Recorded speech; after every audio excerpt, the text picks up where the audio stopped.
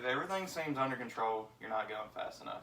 Hi, my name is Dalton Davis, and I'm here today to tell y'all about driving race cars. When we had to come up with a credibility statement, I couldn't really think of a way to put something that I'm credible into words, so I'm just here to state facts.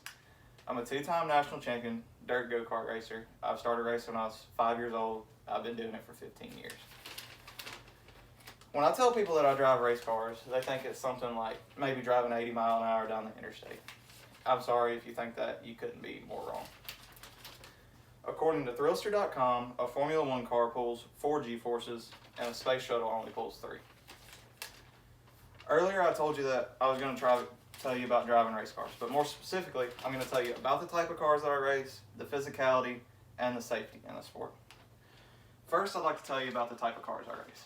There's 2 types of cars that I race. Dirt go-karts, which I started when I was 5, and dirt sprint cars. I started that about a year ago. A dirt sprint car has 900 horsepower and is only 1,300 pounds. Those things are wicked fast. They top out at about 170 miles an hour, and the dirt go-karts only top out about 80. But on the go-kart, you're only sitting 2 inches off the ground. So it makes you feel like you're flying a space shuttle, honestly.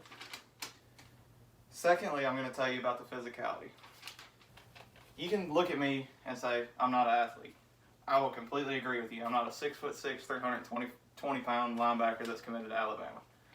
But I have a strenuous cardio regimen that I stick to. I like to run probably about 30 minutes a day, so I usually get in between 2 and 3 miles. You have to be, like cardio, you have to be good because in the race cars it gets over 500 degrees. I'm going to tell you about injuries. Injuries are a big deal, a part of the physicality. The most common injuries are head and leg injuries, according to orthoindy.com. Luckily for me, I've never been severely injured, but I have had some friends that got broken limbs, a couple of head injuries, pretty severe concussions. It's a bad deal when you wreck. But lastly, I'm going to tell you about safety. Man, looking back, if you look back at pictures like 30 years ago, like I wouldn't want to even be a race car driver. It's some of like the dangerous stuff I've seen. But safety's came a long way since then. And I actually have a few props to show y'all. This is actually my gear that I race in. This is my helmet. They have date codes on them.